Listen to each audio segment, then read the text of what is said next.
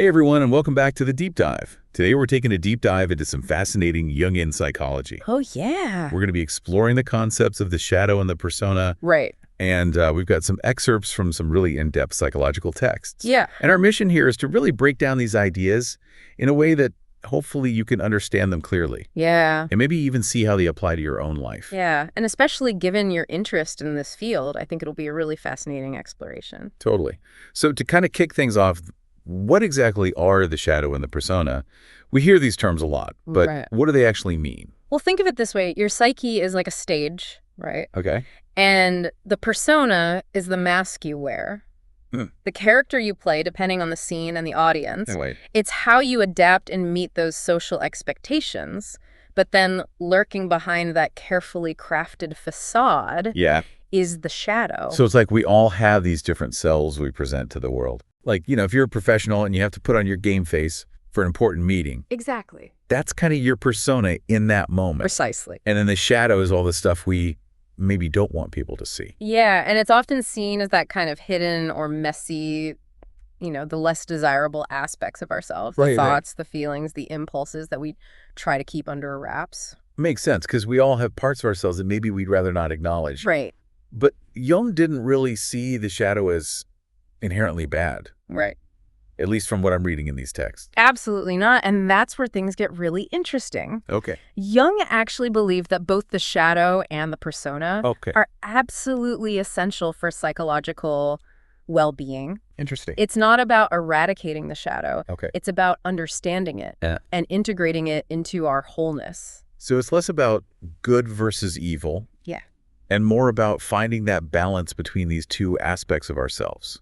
Exactly. It's like, one of the texts uses a really great analogy of a tightrope walker. Oh, yeah. If they lean too far into the persona, it can lead to inauthenticity, a disconnect from their true self. Right. But if they let the shadow completely take over, well, that can lead to some really destructive behaviors. So it's all about finding that sweet spot. Yeah, you got to find that equilibrium. But that makes you think, how do we actually find that balance? Yeah. Especially when society is constantly telling us to suppress anything that's seen as negative or unacceptable. Right. And that's where this whole journey of shadow integration comes in. Okay. It's about becoming aware of those hidden aspects, accepting them, and ultimately learning to utilize their energy in a constructive way. Okay, now that's getting really interesting. Right. So it's not just about managing those less desirable parts of ourselves. Yeah. It's about actually harnessing their power. Exactly. Can you give us an example of what that might look like in practice? Absolutely. So let's take anger, for example. Okay.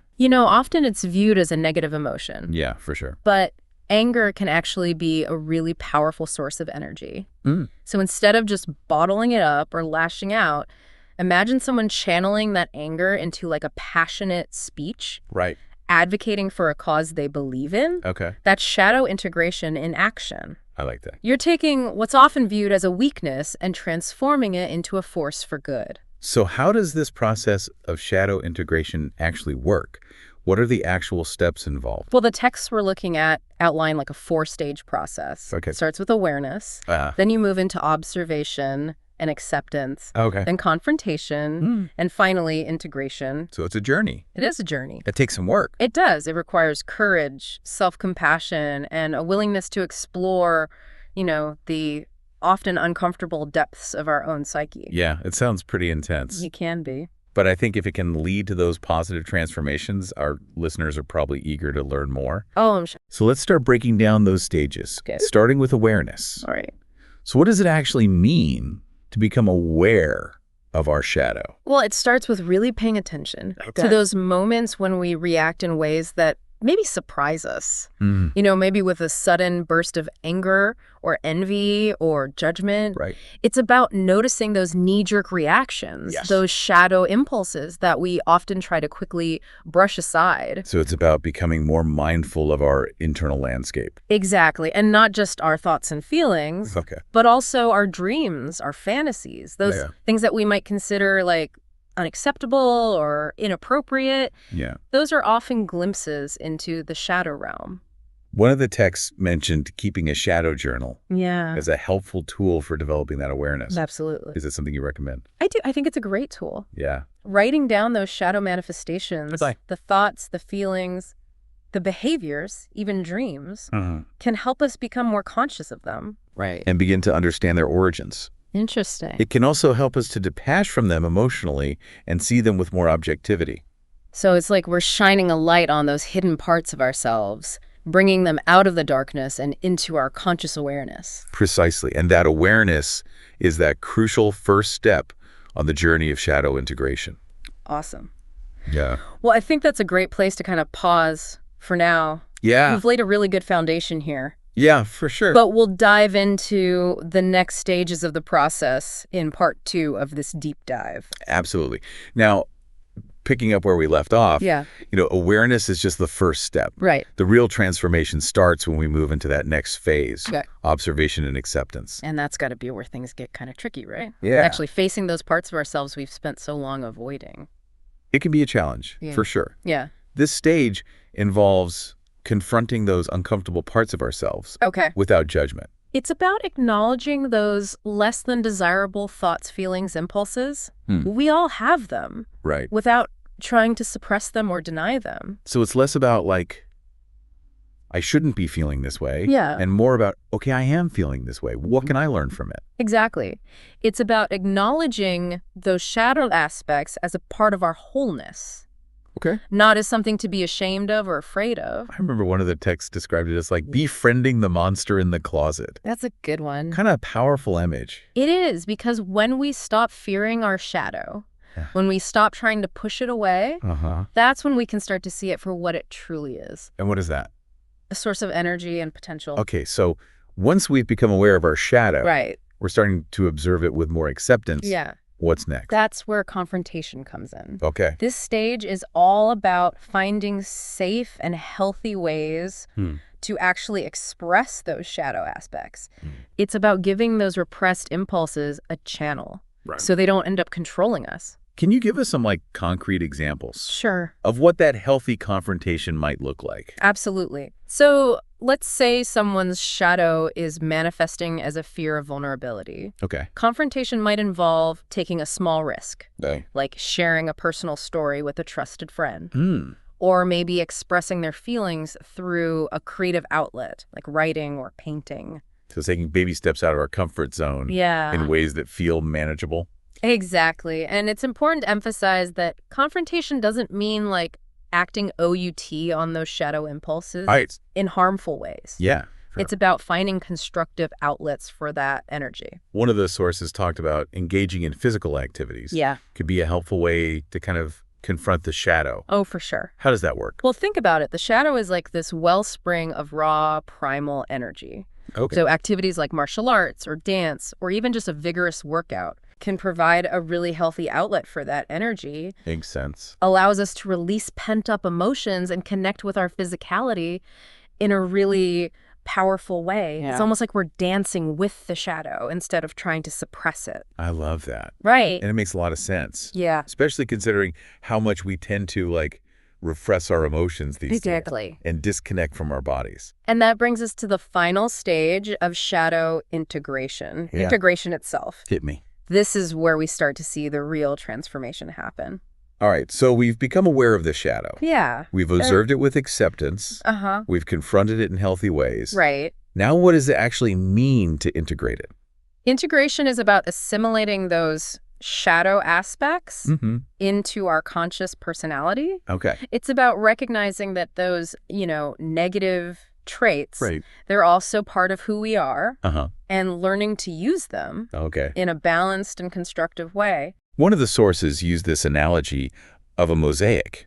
Oh, yeah. Where each piece, even the dark or jagged ones, contributes to the overall beauty of the artwork. That's a perfect analogy because when we integrate our shadow, we become more balanced, more capable of expressing our full selves. And this isn't a one-time thing. No. It's an ongoing process. Shadow integration is a lifelong journey. Yeah. As we grow and evolve, new shadow material may surface, requiring us to re-engage in this process of awareness, acceptance, and integration. So it's kind of like peeling back the layers of an onion. Yes, but let's maybe use a slightly more sophisticated analogy. Okay, fair enough. How about this? Yeah. It's like we're exploring a vast uncharted territory within ourselves. Love with that. With each expedition, we gain a deeper understanding of the landscape. And we learn to navigate it with greater skill and wisdom. And that's what shadow work is all about. Precisely. Now, as much as the benefits of shadow work sound incredible, Yep. the sources we're looking at, they don't shy away from the fact that this can be challenging. Oh, absolutely. So what are some of those potential pitfalls? Well, as we've been discussing, facing those darker aspects of ourselves, Right. it can be uncomfortable, even painful at times. Yeah. It can drudge up, difficult emotions and memories, Right. things we've spent a lifetime trying to avoid. So a lot of self-compassion required here. Absolutely.